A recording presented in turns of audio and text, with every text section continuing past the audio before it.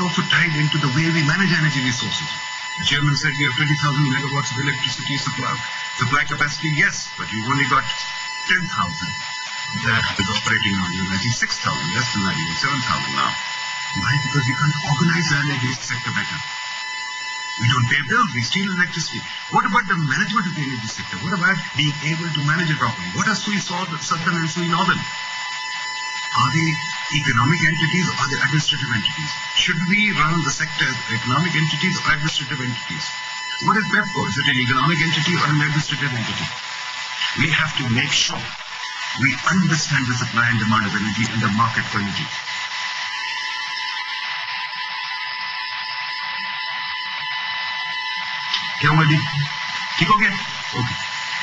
Okay. So I was saying that there is a supply of energy problem and demand for energy problem. We have a demand for energy and a supply of energy, and we have the pricing of energy. We are first of all pricing the whole thing wrong. We are subsidizing energy. On the supply side, we are not managing our supply properly. We've got inefficiencies everywhere in the system. We are not paying our bills. We are managing the system like a public sector entity. We are creating uneconomic entities like the SUI Northern and SUI Southern. They are not economic entities. They are administrative entities. We have to be clear on how we create an economic market for energy. We haven't done that. We have a bureaucratic market for energy. And then we say, oh, this project doesn't get done, or that project doesn't get done. We have to think about it. So the supply side inefficiencies are huge. We price energy cheaply. Let's look at the demand side. On the demand side, we have absolutely no constraint. We are importing 7.5% of our GDP as fuel. That's a huge amount of fuel cost that we are paying. Why are we paying that? Because we give guarantees to certain people that we will give them fuel oil, and they want fuel oil. We have to give them, it's a government guarantee. Yes, of course, we have a fuel demand. But then again, look at how dependent we are on the car.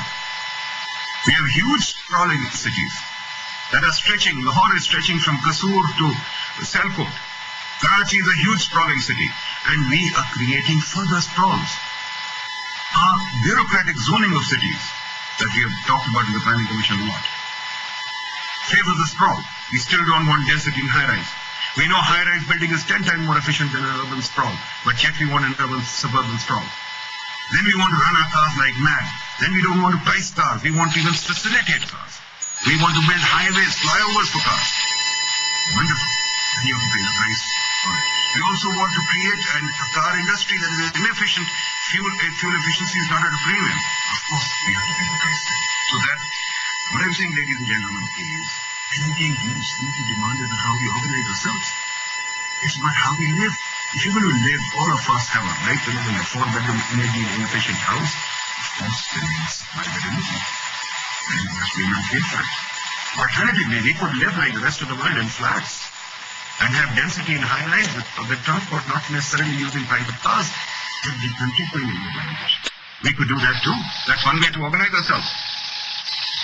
Our lifestyle choices dictate the demand of energy, and we must please bear that in mind. Do not pretend as if that doesn't exist. We at the Planning Commission are in charge of growth, and we have prepared a growth framework, which I would say is very, very energy efficient. It talks about energy implicitly. Let's think about it. Here is our growth framework. It says quality governance. First of all, how we manage our resources. We don't manage our government well, we don't. And it's not just about don't talk politics. It's just that we don't manage anything well. We have to do that better. Quality of life, which is in the middle, we don't talk about that. What about vibrant markets? We don't have a market anywhere. Do we have a market for gas? Do we have a market for energy? Do we even have a market for cars? Do we even have? Our Competition Commission tells you most of our industry is not well organized. Why should they save energy if they're not well organized? Now, most important of all, this item, creative cities. This one, creative cities, the green item. Do we have creative cities? Do we have cities that will save energy? As I said, suburban sprawl will not save energy. Building 4-bedroom houses will not save energy. The rest of the world is moving into flats and density. Density means people will walk to work. People will take bicycles to work, save on fuel oil. It is a lifestyle choice that we have to make. And this lifestyle choice can be fueled by policy, but we have to have an open consensus to make it happen. What about the youth and community? We also have forgotten about that. Unless, ladies and gentlemen, we understand the complexity of the economy, growth will not happen. Just to yell that energy should be given to us free, I'm afraid, is a wish that only Aladdin Chirag could supply us very government. We have to be realistic. In an economy, the complexity of the economy must be understood. Then we must all work hard to understand the solutions. And those solutions, ladies and gentlemen, are not going to come easily in one conference like that or in one session that everybody says what you like. That's hard, careful work. That's very hard, careful work. And that's the kind of thing that China and Taiwan, Japan have done. They get reliable supply of energy. They get everything working their why? Because the economy works together as an engine. The economy works together as a complex whole. That's what we should work towards. If you think that we can get energy only by building dams or whatever, we can keep talking like this. I've heard this talk for the last 50 years. It will not happen. We have to understand the complexity of the economy, place energy in the middle of it. Energy can be better organized, better delivered, better used as much as we are capable of envisioning its use. Thank you very much. It's been a pleasure talking to you.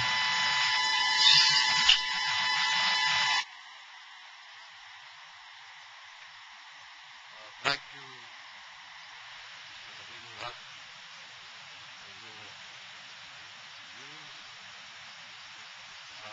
Despite the technological problem,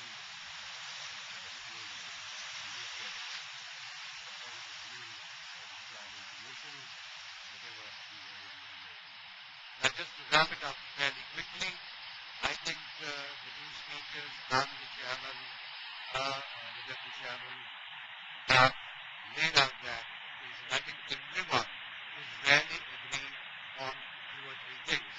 First is, we have to rethink, reprioritize the use of energy in this country. We have to rethink how and for what purpose we are going to use the energy that we can generate today and in years to come. Of course, the biggest question that confronts those sitting and planning for the entire country and people like ourselves is where the resources are going to come from. And I'm talking of financial resources. We identified hydro projects in this country, identified, but not under construction, in various stages of the project. If we were